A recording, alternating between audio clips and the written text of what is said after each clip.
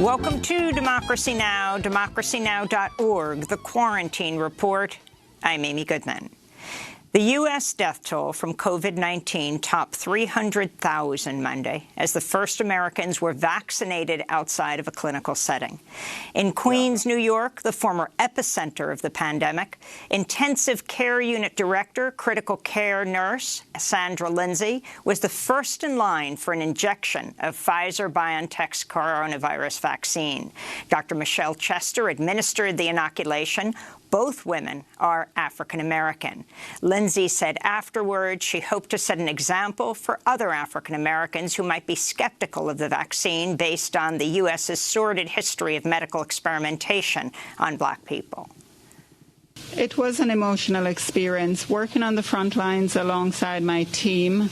I saw a lot of pain, hurt, suffering, death, and so I felt a huge sense of relief after I got the vaccine. I was not nervous. As I've mentioned before, I trust the science, so I had no hesitation when I was asked if I would take the vaccine. The first injections came as the United States recorded over 200,000 new cases and nearly 1,700 deaths Monday. In California, intensive care units across the state are at or near capacity, with no ICU beds available across much of the San Joaquin Valley. Los Angeles has shattered records for new COVID-19 cases in recent days.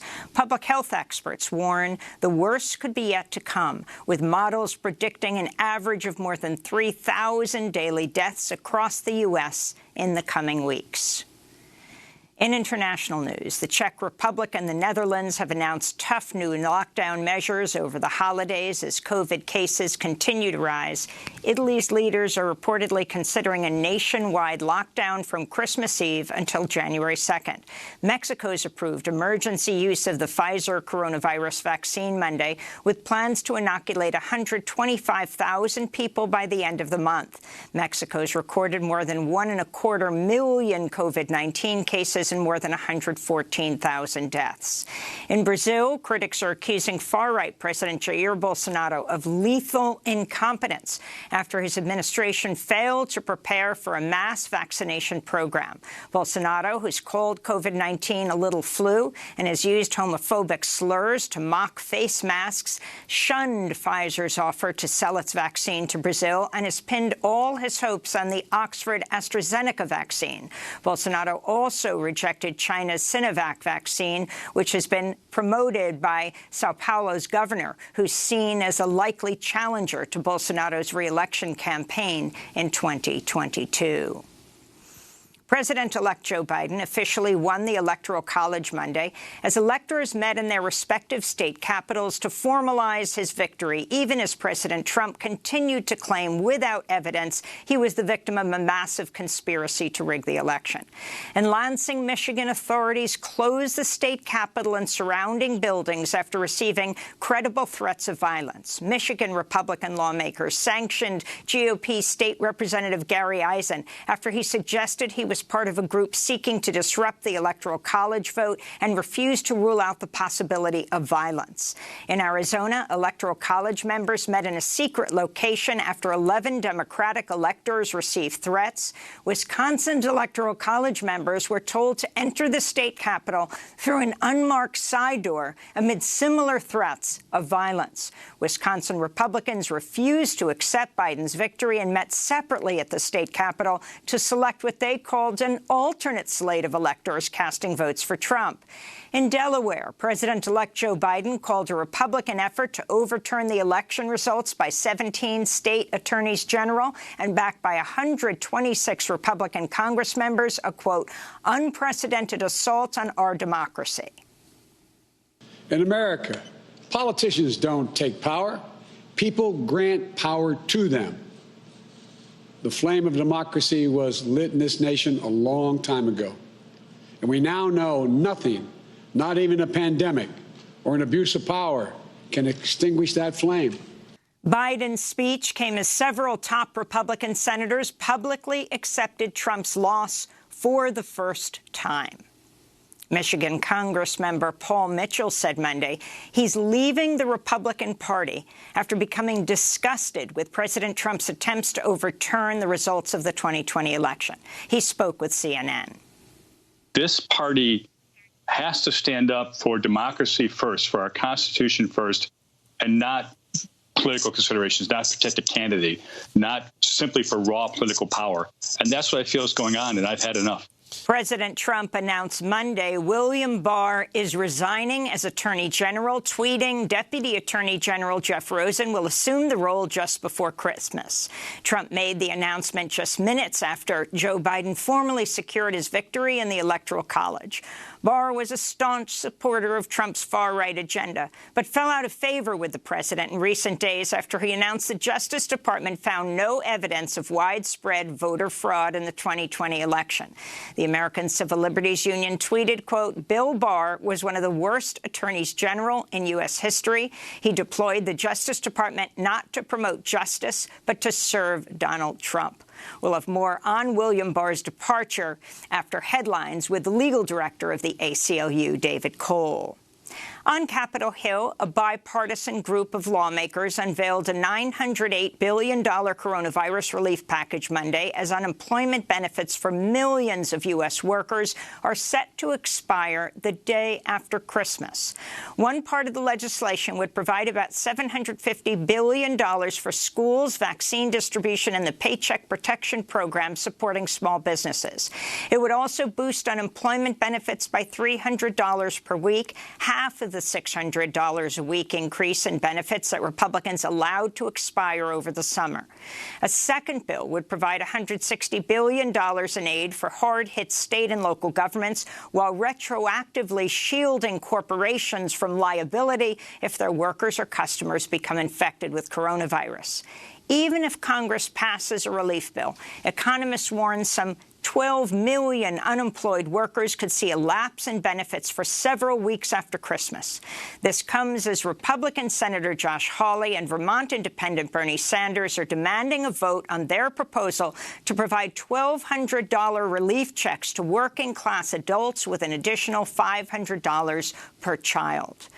In Saudi Arabia, an oil tanker anchored in the port of Jeddah was hit by a boat filled with explosives Monday. CBS reports it was the fourth assault targeting Saudi energy infrastructure in a month. No one's taken responsibility for the attack. Last month, Houthi rebels in Yemen took credit for firing a missile at the Saudi Aramco oil company distribution station in Jeddah. This comes as the Trump administration is considering designating the Houthis as a terrorist organization, despite concerns the move would worsen the humanitarian crisis in Yemen by hindering the work of aid groups. The United States has removed Sudan from its list of state sponsors of terrorism. The move is seen as part of a deal that saw Sudan and Israel agree to establish formal bilateral ties in October. In 1993, the Clinton administration placed Sudan on the list for hosting Osama bin Laden in Khartoum. The move had essentially cut off Sudan from the international finance system for nearly 3 decades. The Trump administration's issued sanctions on a Turkish defense agency and 4 officials for Turkey's purchase of a Russian-made missile defense system in 2017. The move came just days after the U.S. Congress passed a military spending bill that would have required the sanctions be imposed against Turkey, a NATO ally. Last week, the European Union agreed to sanction Turkey for drilling for gas in areas of the Mediterranean claimed by Cyprus. In Nigeria, Boko Haram has claimed responsibility for the mass kidnapping of more than 300 students from a boarding school in the northern state of Kankara. More than 100 gunmen on motorcycles raided the rural all-boys school Saturday, sending hundreds of students fleeing into the surrounding forests. An audio tape of a Boko Haram leader claims the raid was meant to discourage Western education in Nigeria. A new investigation into the poisoning of Russian opposition leader Alexei Navalny claims a team of intelligence agents with Russia's Federal Security Service, or FSB, were involved in the act. Some of the agents specialized in toxins and nerve agents. They'd reportedly been trailing Navalny for 3 years prior to his poisoning in August with the nerve agent Novichok. Navalny is still recovering in Berlin. The probe was conducted by journalists at a number of outlets, including CNN and Der Spiegel, as well as the online investigative website Bellingcat.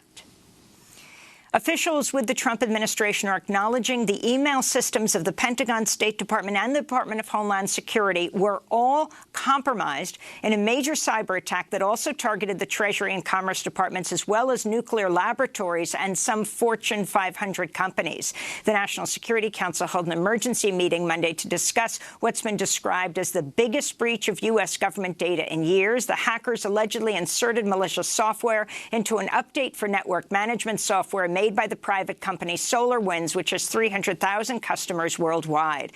The Trump administration's not identified who's behind the attack, but multiple news agencies suggest it was the work of hacking groups backed by the Russian government. The news comes at a time when the government's Cybersecurity and Infrastructure Security Agency is without a director. President Trump fired the agency's director, Chris Krebs, in November for claiming the election was the, quote, most secure in American history. And Maryland's longest-serving female prisoner was ordered released Monday. Rena Pretty has been locked up for 42 years. She contracted COVID-19 earlier this year. The 61-year-old woman entered prison as an 18-year-old after she was convicted of being an accomplice in 2 murders. In 2015, she spoke to ABC News. In 2003, I wrote Governor Ehrlich and asked him for lethal injection. You asked? Yes, because of the victim's family and everybody. I wanted them to know that I was sorry for the crime that I had committed. We'll have more on the pandemic in prisons later in the broadcast. And those are some of the headlines. This is Democracy Now!, democracynow.org, The Quarantine Report. I'm Amy Goodman here in New York, joined by my co-host Juan Gonzalez at home in New Brunswick, New Jersey. Hi, Juan. Hi, Amy, and welcome to all of our listeners and viewers across the country and around the world.